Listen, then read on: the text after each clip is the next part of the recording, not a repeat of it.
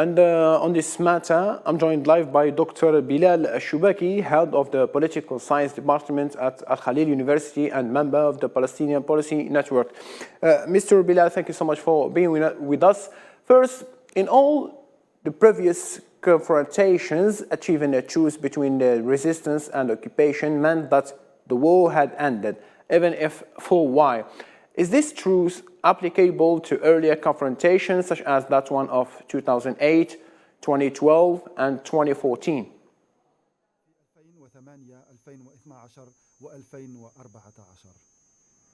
So this war is completely different from the previous wars, based on the fact that we are talking about clear-cut declarations from Israel over the 48 hours, especially the declaration of Benjamin Netanyahu yesterday, where he said clearly that this truce is not lasting, and the definition of truce is a temporary truce, which means that we haven't put an end to the war in the case of the Israeli-Palestinian conflict or any other conflicts, but in the Palestinian context, it's expected that Israel is going to draw back as part of this truce. And for many regional and international stakeholders, this truce will push Israel gradually to draw back based on a series of factors. A 4-day truce will be probably sufficient and enough to activate the international and regional calls to speed up Israel or to compel Israel to prolong this truce. But eventually, Benjamin Netanyahu will will retract from his declaration whereby he said that this war will continue. So if this deal succeeds to get the 4-day truce, it will be a good thing. Besides, there are voices that are going to be raised within Israel, so the voices that support the political process and negotiations, because the war that lasted for over 47 days didn't yield to anything positive. So it didn't return the prisoners held by, or the hostages held by the Palestinian factions, and the diplomatic process is the only way that could pave the way for the return of hostages and prisoners, and this process and pathway shows that Hamas is still strong and is still there, Mr. Bilal, based on the occupation's defense minister last statement, saying that the war will continue until the destruction of Hamas and the recovery of the prisoners and detainees, isn't this a sort of contradiction? I mean, how will the prisoners and detainees be released when the occupation says that they will continue fight until the eradication of Hamas?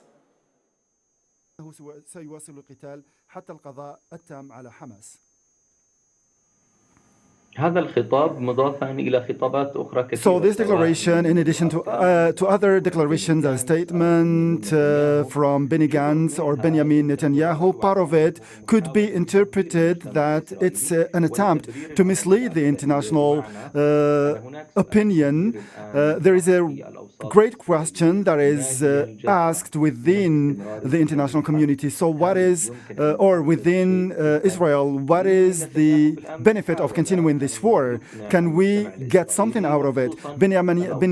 Netanyahu started to convince the people in Israel and also the political sphere that this war has yielded fruit and there is a positive result. But the spokesperson of Al-Qassam Brigade said that this deal was tabled from the very beginning of this war. So if Israel could have achieved what it has achieved during the war without all the setbacks and also all the losses that it sustained at the political level and the military level. So there is a setback in the military and political level, and also in the losses that Israel has sustained out of this war. There is a contradiction, and everybody knows in Israel that there is no possibility to free the prisoners held by Hamas factions without or with military force. So this happened with part of this happened actually with some of the prisoners because some of the prisoners, Israeli prisoners or hostages, were killed very interesting, following the attacks or the raids and shelling perpetrated by Israel on the Hamas. How does the prisoners exchange mechanism work on the ground, and who guarantees the occupation's adherence to this truce?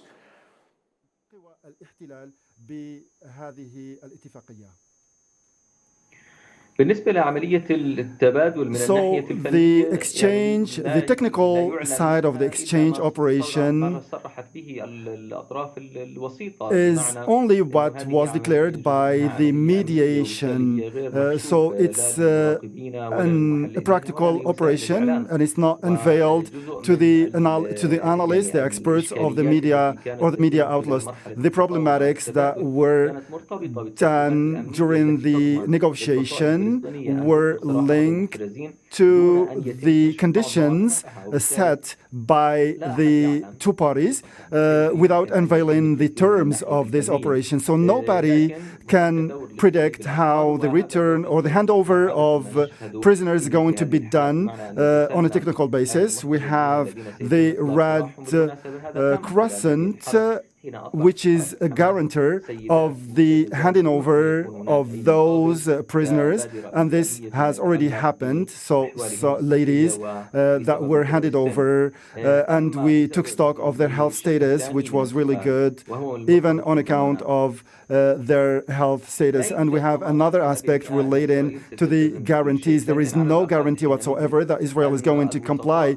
with the deal, but we have the mediators, which are Qatar, Egypt, and the United States. So Israel is not bound to show that each of the parties are not complying with the deal. The United States is an accomplice of what happened in Gaza with Israel, and they have a direct link to what happened in Gaza.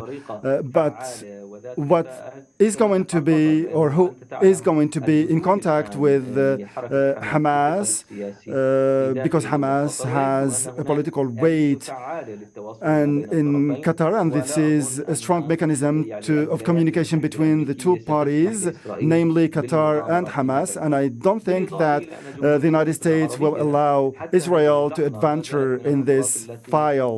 And